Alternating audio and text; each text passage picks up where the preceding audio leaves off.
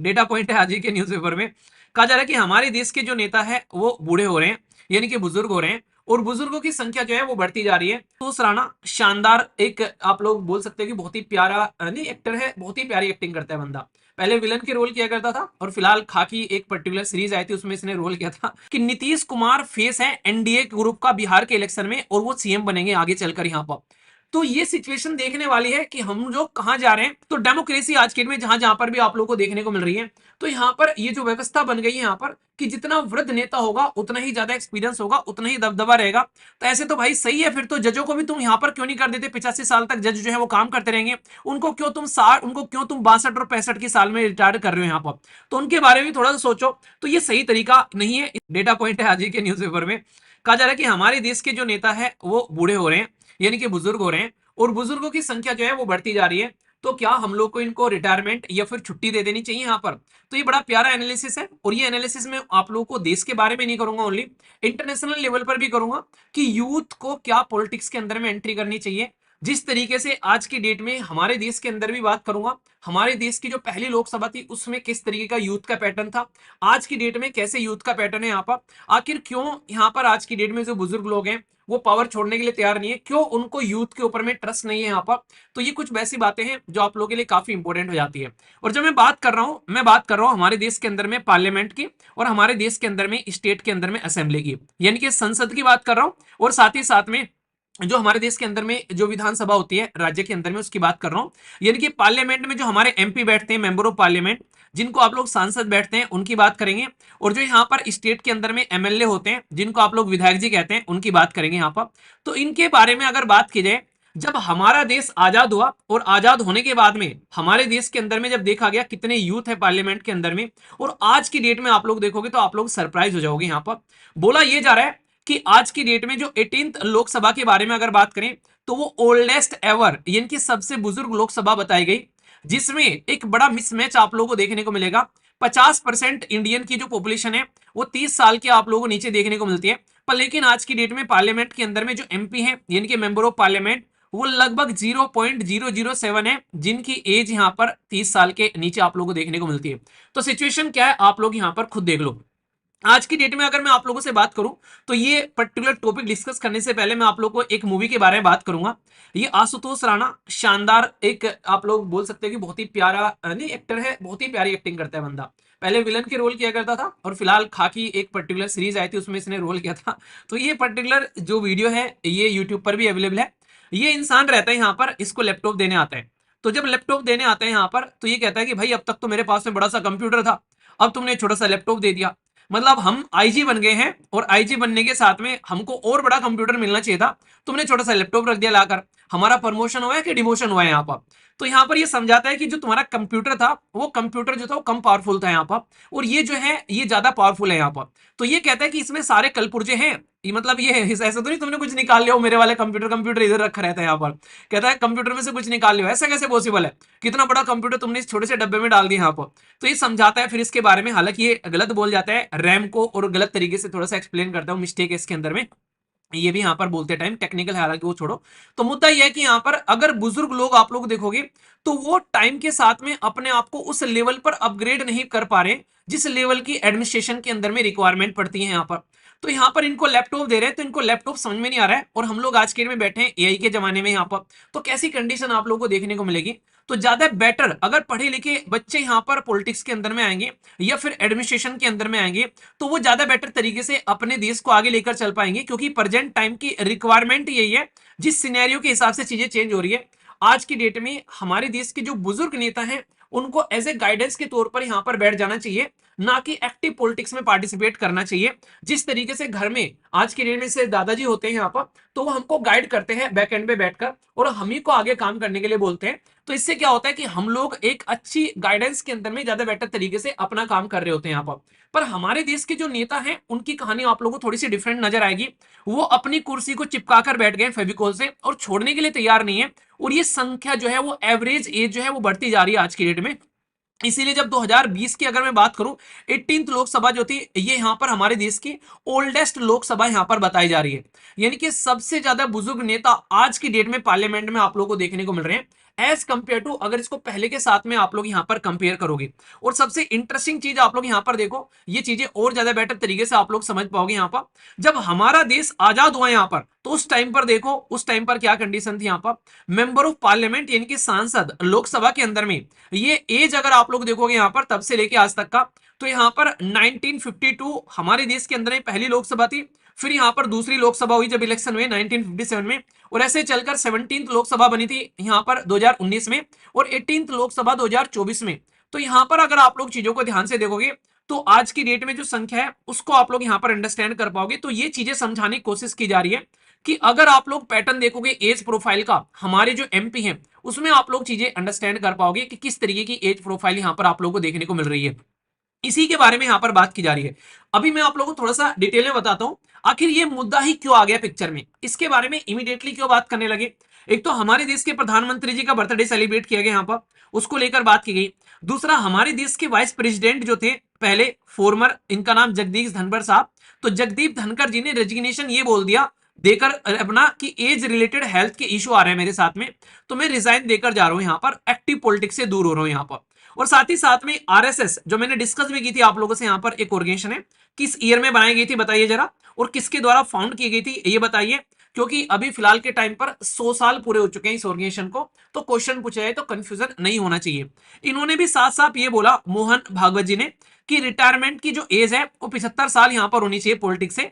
फिर यहां पर यंग जनता को हम लोग को काम देना चाहिए ताकि यंग जनता आगे आए और वो यहां पर बागडोर संभाले, तो ये यहां पर इनके द्वारा भी बोला गया।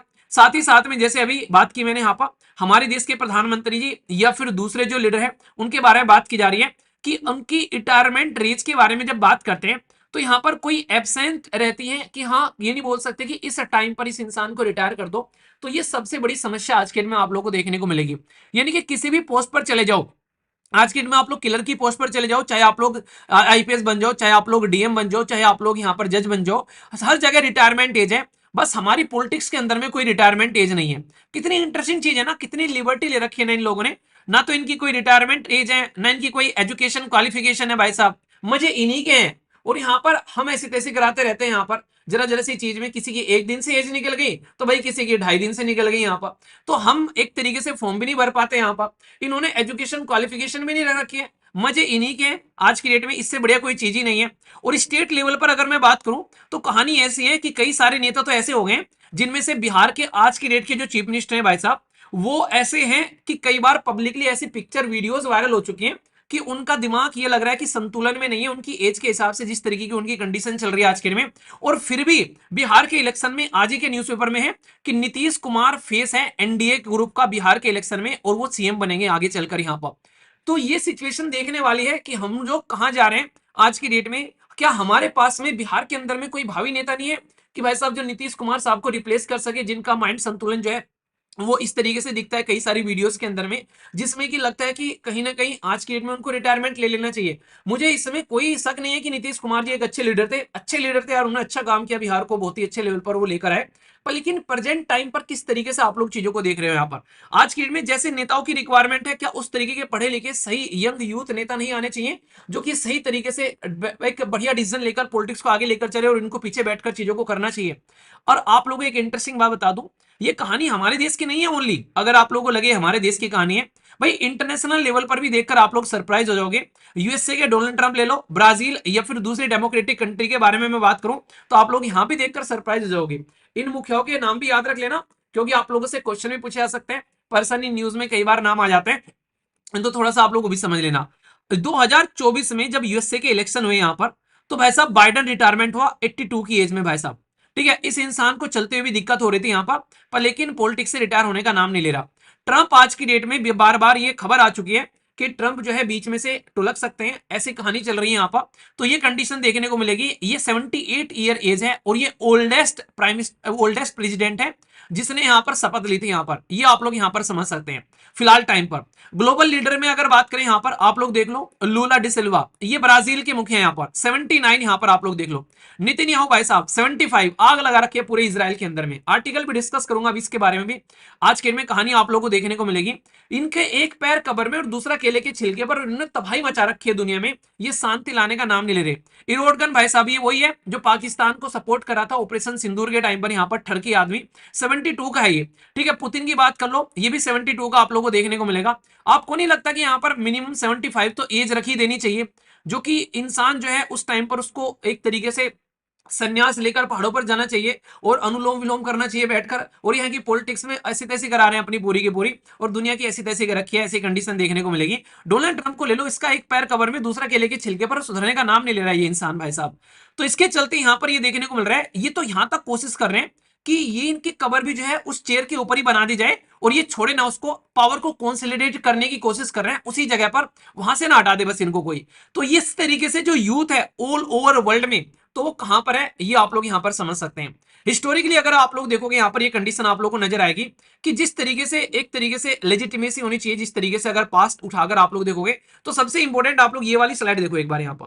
अभी आज की डेट में अगर आप लोग देखोगे सिचुएशन को, तो हमारे देश के बारे में बात करूं, जवाहरलाल नेहरू जी जो थे 58 के थे यहाँ पर, एवरेज एज जो बताई जा रही है 66 यहाँ पर पॉलिटिक्स की।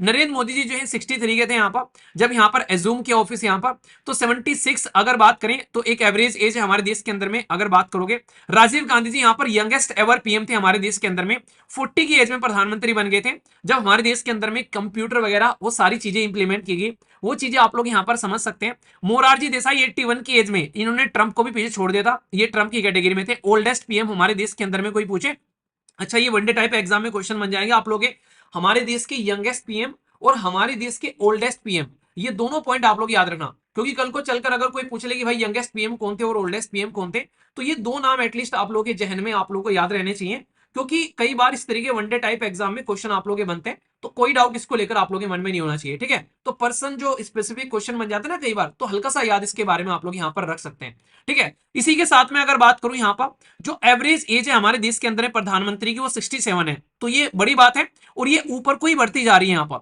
यानी कि ऐसा नहीं कि नीचे का अब की बार और यंग बन जाए, उसके बाद और यंग बन जाए यहाँ पर, तो ये आप लोग को देखने को मिलेगी। तो जिस तरीके से ये वृद्ध तंत्र बढ़ता जा रहा है, ये कहीं ना कहीं हमारे देश के अंदर में नहीं, ऑल ओवर वर्ल्ड में यहाँ पर ये देखने वाली बात है कि हम लोग क्या हमारे यूथ पर ट्रस्ट नहीं कर रहे हैं। तो इसका मैं रिलेशन आप लोग को बताऊंगा क्रिकेट के साथ में कनेक्ट कर, जब यहाँ पर सचिन तेंदुलकर, सौरभ गांगुली, राहुल द्रविड़, ये सारे इस तरीके के प्लेयर गए, तो ये लग रहा था कि क्रिकेट जो है वो मर जाएगा इंडिया के अंदर में। पर लेकिन आज की डेट में जो यूथ है भाई साहब, शानदार बागडोर संभाल रहे हैं, बेहतरीन अपनी परफॉर्मेंस यहाँ पर दे रहे हैं। तो ये हम लोग को समझना पड़ेगा कि क्या लोकतंत्र के अंदर भी हम लोग को यूथ को जो है यहाँ पर आज की डेट में उनको कम से कम एटलीस्ट उस तरीके से उस लेवल पर ट्रेन करो। आज के में हर एक पॉलिटिकल पार्टी के अंदर में आप लोगों को यूथ देखने को मिल जाता है, तो वृद्ध नेता जो है उनका दबदबा जो बना रहता है ये सही नहीं है, और वर्द तंत्र जो है यही आप लोगों को देखने को मिलेगा। और ये कह रहे हैं यहाँ पर, ये जो वर्द तंत्र है ना यहाँ पर, इसकी शुरुआत ग्रीस के अंदर में आप लोगों को देखने को मिलेगी। वहां पर लगा करता था कि भाई बूढ़े आदमी ही वो चलाएंगे सारी चीजों को यहाँ पर। तो डेमोक्रेसी आज के में जहां जहां पर भी आप लोगों को देखने को मिल रही है, तो यहाँ पर ये जो व्यवस्था बन गई है यहाँ पर कि जितना वृद्ध नेता होगा उतना ही ज्यादा एक्सपीरियंस होगा, उतना ही दबदबा रहेगा। तो ऐसे तो भाई सही है, फिर तो जजों को भी तुम यहाँ पर क्यों नहीं कर देते, 85 साल तक जज जो है वो काम करते रहेंगे, उनको क्यों तुम 62 और 65 की साल में रिटायर कर रहे हो यहाँ पर। तो उनके बारे में थोड़ा सा सोचो, तो ये सही तरीका नहीं है, इसके ऊपर फोकस करना पड़ेगा। और ये तो बता दी मैंने आप लोगों को पार्लियामेंट की कहानी, सेम कहानी आप लोगों को स्टेट की देखने को मिलेगी। भाई स्टेट के अंदर में जो एज है एवरेज, वो आप लोगों को 57 देखने को मिलेगी। अगर चीफ मिनिस्टर की आप लोग बात करते हैं, कम से कम भानी तो यहाँ जवान रख लेते यार, तुमने यहां भी कसर छोड़ रखी है, सेम तरीके की कंडीशन तुम्हारी यहां पर है आज की डेट के अंदर में। पीक अगर देखोगे अभी फिलहाल बुजुर्ग होते जा रहे हैं, मतलब 2010 से लेके 20 के बीच में यंग तो होने से गए और बुजुर्ग नेता यहां पर बैठे हुए। मतलब कोविड-19 के टाइम पर बहुत सारे बच्चों की एज निकल गई यहां पर, उनको सिलेक्शन में एक्स्ट्रा अटेम्प्ट देने से इन्होंने मना कर दिया। पर इनके अटेम्प्ट में कोई कमी नहीं आनी चाहिए, इनके अटेम्प्ट कवर में भी लेटे हुए तो भाई साहब बोल देंगे जब तक 13वीं ना हो जाए एक बार और चीफ मिनिस्टर बना दो मुझे। तो ऐसी कंडीशन यहां पर देखने को मिलेगी। और कहानी दोनों की सेम है। आप लोगों को लगे कि भाई कांग्रेस ज्यादा दूध की धुली है, बीजेपी ज्यादा दूध की धुली है, भाई दोनों में सेम कहानी है। बुढ़ो जो है वो बैठे हुए हैं बागडोर पकड़े हुए और छोड़ने के लिए तैयार नहीं है। ऐसी सिचुएशन देखने को मिलेगी। बीजेपी के अंदर में कुछ यंग लीडर आए, योगी जी टाइप के लोग निकाल के लेकर आओ, नायाब सिंह सैनी टाइप के दो चार यंग लीडर निकाल कर लेकर आओ, लगे कि भाई साहब हाँ खुखा टाइप का नेता है, कंट्रोल करे भाई साहब, कांपे यहाँ पर दुश्मन भी, और खासकर जो आज के में जो गुंडागर्दी दिखाने वाले होते हैं वो भी ठिकाने लगते हुए नजर आए। तो कुछ इस तरीके के यंग यूथ नेता सामने निकल कर आए तो सिचुएशन जो है वो संभलती हुई नजर आई यहाँ पर लेकिन ऐसा नहीं है, ऐसा थोड़ी ना होगा भाई साहब, ये तो बिल्कुल अलग ही कहानी इनकी आप लोग को देखने को मिल रही है। ये ओल्डेस्ट प्रोफाइल के नेता आप लोग को देखने को मिल जाएंगे। तो इसीलिए आज की डेट में हमारी जो लोकसभा है वो बुढ़ा हो गई है। मैं तो ये सोच रहा था पार्लियामेंट तो नहीं ले ली, ठीक है, और भाई साहब उसमें जो बुजुर्ग नेता बैठ रहे हैं वो तो वही हो गया ना कि आप लोगों ने सुना होगा नई बोतल में पुरानी शराब भर रहे हैं, ठीक है। तो यहाँ पर जब नई बोतल में आप लोग जाकर बैठे तो बंदे भी नहीं जाने चाहिए वहां पर, नए खून के जोश वाले नेता वहां पर जाने चाहिए यहाँ पर। तो वहां पर जब नई बोतल है भाई साहब तो नए नेता उसके अंदर जाने चाहिए। तो जब नई बिल्डिंग बनाई तो उसके अंदर में ये भी देखना चाहिए था कि इससे ज्यादा बुजुर्ग नेता वहां पर नहीं जाएगा, पर लेकिन ऐसा नहीं है। यहाँ पर 1952 में एवरेज एज जो हुआ करती थी वो 46 हुआ करती थी, 2014 में एवरेज एज बढ़कर 56 हो गई, और यही कहानी चलती रही तो ये 60 और 70 होने में टाइम नहीं लगेगा। ये कंडीशन आज के डेट में देखने को मिल रही है। तो इसलिए कम से कम एजुकेशन नहीं इनकी डिफाइन कर सकते, तो भाई रिटायरमेंट एज ही डिफाइन कर दो, कहीं तो रुको तुम आकर, कहीं तो कंट्रोल करो। पाजी कंट्रोल ही नहीं हो रहा, पता नहीं बढ़े ही जा रहे हैं, बढ़े ही जा रहे हैं। तो इसके चलते आज की डेट में सिचुएशन ये है कि बहुत सारे हमारे देश के अंदर में यूथ है, उनको मौका दो, तभी तो वो आगे चलकर चीजें आगे चलेगी। एक एक बड़ा ही फेमस गाना हुआ अभी, मतलब हालांकि वो ज्यादा अच्छा नहीं है, मैं आप लोगों को रिकमेंड नहीं करूंगा, उस गाने को देख लो। वो गाने की लाइन ये है, अपने लबर को धोखा दो, मुझे भी डार्लिंग मौका दो। ठीक है, मतलब जिसके साथ तुम रिलेशनशिप में उसको धोखा दे दो और मुझे भी मौका दे दो। ये बिहार का है, पता नहीं झारखंड बिहार का कहाँ का गाना है, एक बच्चे ने शेयर किया कि सर देखो क्या क्या चल रहा है यहाँ पर। तो वही बातें चल रही है यहाँ पर कि भाई साहब इनको कहानी ऐसी हो गई कि इनको पार्लियामेंट से निकालना चाहिए, और यहाँ पर अब नए युवक को जो है मौका देने चाहिए, ये मौका देने के लिए तैयार नहीं हो रहे यहाँ पर। तो इसके चलते यहाँ पर जो यंग एमपी हैं उनकी एज के बारे में बात करें तो वो घटते जा रहे हैं, यानी कि यूथ जो है वो पार्लियामेंट में इंटरेस्ट नहीं ले रहा है, उनकी एज कम होती जा रही है। यहाँ पर 25 से लेके 40 साल के बीच के लोग जो है वो घट गए हैं, और साथ ही साथ में ओल्डर वर्जन जो है वो बढ़ गया है यहाँ पर। तो आप लोग खुद सोचो, मोबाइल भी आप लोग चेंज कर देते हो भाई साहब, नया नया वर्जन आता है, क्या इनको चेंज करने का टाइम नहीं आ गया, या फिर इन्हीं के साथ में आप लोग इंजॉय करते रहोगे, ठीक है। और मेरा पॉलिटिक्स से कोई नाता नहीं है, ये मत बोलना कि मैं किसी नेता के खिलाफ कुछ बोल रहा हूं, मैं बस ये आर्टिकल आप लोगों से डिस्कस डिस्कस कर रहा हूं, ठीक है। तो ये चीज आप लोग समझ सकते हैं, डाइवोर्स रेट तभी इंक्रीज होता है। चलिए आशा करता हूं टॉपिक आप लोगों को समझ में आ गया होगा। इस टॉपिक को आप लोग अंडरस्टैंड कर सकते हैं कि डेमोक्रेटिक कंट्री में आज के डेट में यूथ जो है उसका पार्टिसिपेशन कम होता जा रहा है, और बुजुर्ग लोग जो है वो संभाल रहे हैं कमांड को, इसीलिए यूथ जो है वो सड़कों पर प्रोटेस्ट करता हुआ नजर आ रहा है। चाहे आप लोग नेपाल की बात कर लो, उससे पहले आज की बांग्लादेश की बात कर लो, अभी फिलहाल के टाइम पर हर जगह इंडोनेशिया के बारे में बात कर लो, क्योंकि जब बुजुर्ग नेता जो है वो संभाल कर बागडोर बैठेंगे तो यहाँ पर यूथ को अगर यहाँ पर उनके हाथ में कुछ पावर नहीं देंगे, उनको अच्छी एजुकेशन नहीं देंगे, तो फिर यही कहानी होने वाली है, ये आप लोग यहाँ पर समझ सकते हैं। कैसा लगा टॉपिक, थम्स अप दे देना अगर टॉपिक पसंद आया, और नहीं पसंद आया तो थम्स डाउन दे देना। तो फीडबैक जरूर दे दिया करो जैसा भी आप लोगों को टॉपिक लगता है। तो अगर चाहते हैं एडमिनिस्ट्रेशन को सुधारना, अगर चाहते हैं चीजों को इंप्रूव करना, तो ये डिसीजन लेना ही लेना पड़ेगा। बाकी आप लोगों की क्या राय है इसके बारे में कमेंट बॉक्स में आप लोग अपनी राय बता सकते हैं। समझ में आ गया? हाँ हाँ बिल्कुल। आज का सेशन समाप्त करता हूँ। पीडीएफ चाहिए तो टेलीग्राम पर चले जाना, हिंदी इंग्लिश और कंबाइन में फ्री ऑफ कॉस्ट पीडीएफ मिलेगी बिना किसी पेमेंट के, टेलीग्राम पर से जाकर डाउनलोड कर सकते हैं। तो इसके साथ में सेशन समाप्त करता हूँ। आसपास सफाई के पानी और पेड़ पौधों को सेव कीजिए, पॉलिथीन और प्लास्टिक वगैरह बिल्कुल भी यूज करने की जरूरत नहीं है। Love you all, take care, जय हिंद। फीडबैक जरूर दे देना जैसा भी आप लोग को ये सेशन लगा है, लाइक या डिसलाइक कर आप लोग बता सकते हैं। All the best all of you, take care, जय हिंद।